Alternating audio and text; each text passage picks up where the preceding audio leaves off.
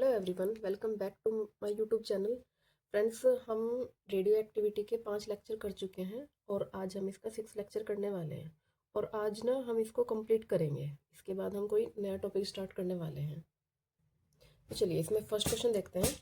Which one of the following is used as control rod in nuclear reactor. कि इन्होंने पूछा है कि जो न्यूक्लियर रिएक्टर होते हैं उसमें कंट्रोल रोड्स या जो नियंत्रण छड़ होती है उसके रूप में हम किसका यूज करते हैं। और ये क्वेश्चन हमारा यूपी पीसीएस प्री 2010 में आया हुआ क्वेश्चन है। देखिए ऑप्शन में हमें गैलियम, बोरान, एल्यूमिनियम, टेल्यूरियम ये सब दिया हुआ है। तो हम इसमें यूज कौन सा करते हैं कंट्रोल रोड के रूप में? ये होता है बोरान। ठीक है, इसमें खाली बोरान नहीं, इसके अलावा अगर आपको ऑप्शन में कैडमियम मिलता है, बोरान नहीं मिलता, तो हम कैडमियम को भी टिक करेंगे। इसमें बोरान और कैडमियम किसी की भी छड़ यूज कर सकते हैं। ठीक है, नेक्स्ट क्वेश्चन है isotope of uranium in atomic bomb is. कि जो एटम बॉम्ब होता है उसमें यूरेनियम का कौन सा आइसोटोप हम यूज करते हैं। ये क्वेश्चन हमारा प्रीवियस ईयर में आया हुआ है यूपी पीसीएस में ही 2005 में। देखिए इसमें हम जो यूरेनियम का आइसोटोप होता है वो यूज करते हैं 92 यूरेनियम 235। ऑप्शन में कहाँ है 92 यूरेनियम 235, ये वाला हम यूज करते हैं। देखिए इंपॉर्टेंट क्वेश्चन है, ऐसे क्वेश्चन आ जाते हैं पेपर में। अब नेक्स्ट है, ये भी प्रीवियस ईयर यूपीपीसीएस 2000 में आया हुआ क्वेश्चन है। ठीक है, इसमें क्या कहा है 4 boron 9 plus x 3 lithium 6 plus 2 helium 4। और इसमें एक्स है ये, सेकंड में 20 calcium 44 plus 1H1 plus 21 scandium 44 plus Y. तो इन्होंने पूछा कि जो ये एक्स और वाई है ये क्या है हमारे। देखिए हम इसको कैसे करेंगे, यहाँ पे देखिए 3 और 2 एटॉमिक नंबर ये कितना है 5 और यहाँ पे कितना है ये 4, यानी कि यहाँ पे भी कितना होना चाहिए 1। ऐसे ही 6 और 4 ये कितना हुआ 10 और ये कितना है हमारा 9, तो यानी कि एक की कमी है ना, यहाँ पे कितना होगा 1। 4 और 1 5, ये 5 हो गए। 9 और 1 10, ये भी कितने हो गए 10। तो ये 1H1 कौन होता है 1H1 होता है हमारा प्रोटॉन 1H1। तो X क्या होगा 1H1, X हमारा है 1H1 यहाँ पे है और यहाँ पे है, यानी कि ये ऑप्शन तो हो ही नहीं सकते हैं। अब सेकंड में देखते हैं 20 प्लस 1 21 और ये 44 प्लस 1 45, यानी कि कितना होना चाहिए 21 और 45 हमारे पास होना चाहिए। 21 तो यहाँ है ये, तो यहाँ पे कितना होगा ये 0, ये 44 है और ये 45, क्योंकि ये कितना होगा फिर 144 और 145। ऐसा कौन होता है 0 एंड 1, जिसको हम न्यूट्रॉन कहते हैं। तो कहाँ है वाई में 0 एंड 1, तो option B will be correct. ठीक है, चलिए नेक्स्ट क्वेश्चन करते हैं। A nuclear reaction is accompanied by a loss of mass equal to 0.0175 AMU atomic mass unit. The energy liberated in the process will be nearly. देखिए इन्होंने कहा है कि एक न्यूक्लियर रिएक्शन है जिसमें जो मास जिसका लॉस हुआ है ना कितना है वो 0.0175 एटॉमिक मास यूनिट है। तो इस रिएक्शन के होने में कितनी एनर्जी रिलीज हुई है हमें ये फाइंड करना है। ये बहुत इजी है, सिर्फ इसमें एक ही क्वेश्चन फाइंड कर, एक ही आपको फॉर्मूला ध्यान रखना होगा कि 1 एटॉमिक मास यूनिट में कितनी एनर्जी रिलीज होती है। एनर्जी ऑफ 1 AMU ये कितना होता है 931 मेगा इलेक्ट्रॉन वोल्ट, ये होता है। हमें सिर्फ ये फाइंड रखना, ध्यान रखना है। अब देखिए एक AMU में इतना है और कितना मास लॉस हुआ है इतना 0.0175। तो बस कुछ नहीं करना है, इसकी मल्टीप्लाई कर, हमें एक का पता है और हमें ज़्यादा का फाइंड करना है। तो क्या करेंगे मल्टीप्लाई, और सारे आंसर भी मेगा इलेक्ट्रॉन वोल्ट में ही गिवन है, मेगा इलेक्ट्रॉन वोल्ट। जब हम इसकी मल्टीप्लाई करेंगे तो हमारा आंसर आएगा 16.29 मेगा इलेक्ट्रॉन वोल्ट। बट ऐसा तो कोई ऑप्शन नहीं है, लेकिन जब ये 5 से ज़्यादा डिजिट होती है तो हम क्या करते हैं एक यहाँ पे ऐड कर देते हैं, तो 16.3 मेगा इलेक्ट्रॉन वोल्ट कौन से ऑप्शन में है ऑप्शन सी ये करेक्ट है। ओके, सिर्फ यही ध्यान रखना है कि 1 एटॉमिक मास यूनिट में इतना एनर्जी होती है। ठीक है, चलिए इसका नेक्स्ट क्वेश्चन करते हैं।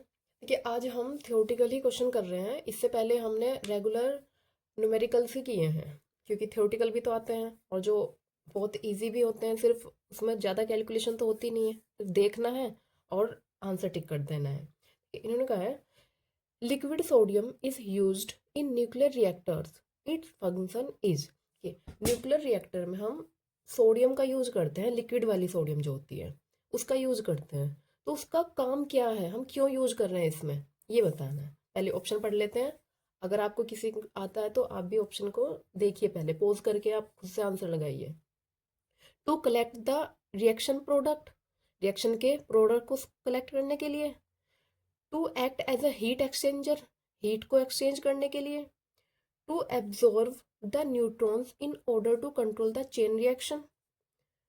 To act as a moderator to slow down the neutrons. बताइए आंसर मिला आपको।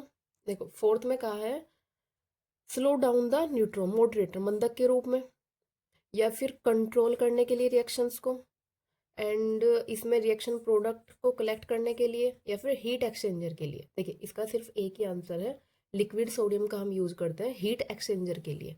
लिक्विड सोडियम की सोडियम 23 कूलिंग के लिए काम आता है, ये कूलिंग में काम आता है, तो इसे हीट एक्सचेंज, जो हमारी हीट रिलीज हो रही है वो जो हॉट है उसको कूल करने के लिए यूज होता है।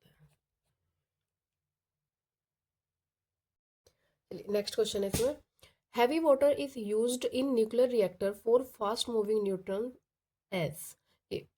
हमारे जो न्यूट्रॉन है वो बहुत फास्ट मूव कर रहे हैं, तो उसमें हम हैवी वाटर का यूज़ क्यों कर रहे हैं ये आपको बताना है। देखिए बहुत ईजी है, पहली बात तो हैवी वाटर को क्या होता है, D2O, ड्यूटीरियम ऑक्साइड। जैसे हाइड्रोजन और H2O वाटर होता है, ऐसे बस हाइड्रोजन की जगह इसका आइसोटोप ड्यूटीरियम यूज़ करते हैं, D2O इसका यूज़ करते हैं। और ये किस में यूज़ होता है, एज अ मॉडरेटर, मंदक के रूप में।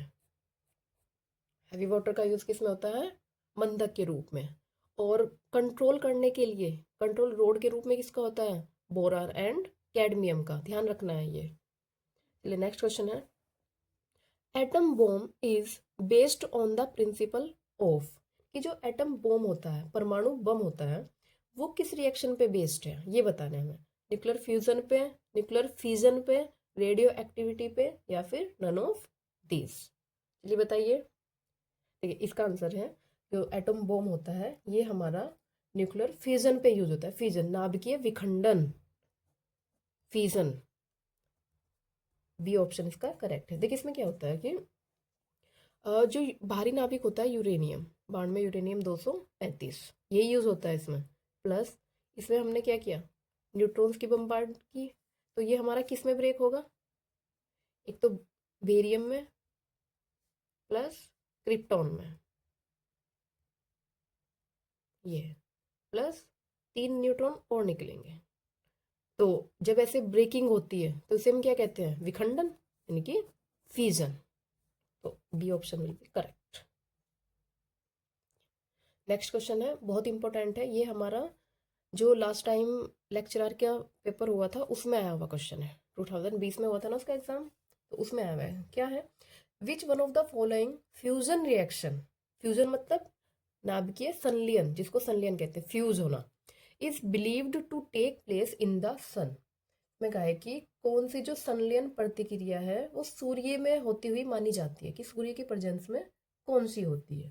देखिए नाभिकीय संलयन में क्या होता है, छोटे छोटे जो नाभिक होते हैं वो आपस में जुड़ के क्या बनाते हैं, हैवी नाभिक बनाते हैं। तो सेम इसमें ऑप्शन आप देखिए, 1H2 प्लस 1H, हाँ दोनों क्या है, ड्यूटीरियम है, 1H2 प्लस 2He4 हीलियम बना, ये ड्यूटीरियम प्लस ट्राइट्रिनियम मिलके हीलियम और न्यूट्रॉन, यहाँ पे 4 प्रोटॉन मिलकर 4 हैं, ऐड होकर क्या हुए, हीलियम नाभिक, और ये बना है। देखो बने तो सब में भारी नाभिक है, लेकिन जो सन की प्रेजेंस में होती है फ्यूजन रिएक्शन, ये होती है ये वाले। इसमें क्या हुआ, 4 प्रोटॉन्स मिलकर इन्होंने क्या बनाया है, हीलियम का नाभिक बनाया है, प्लस इलेक्ट्रॉन को रिलीज किया है। ठीक है,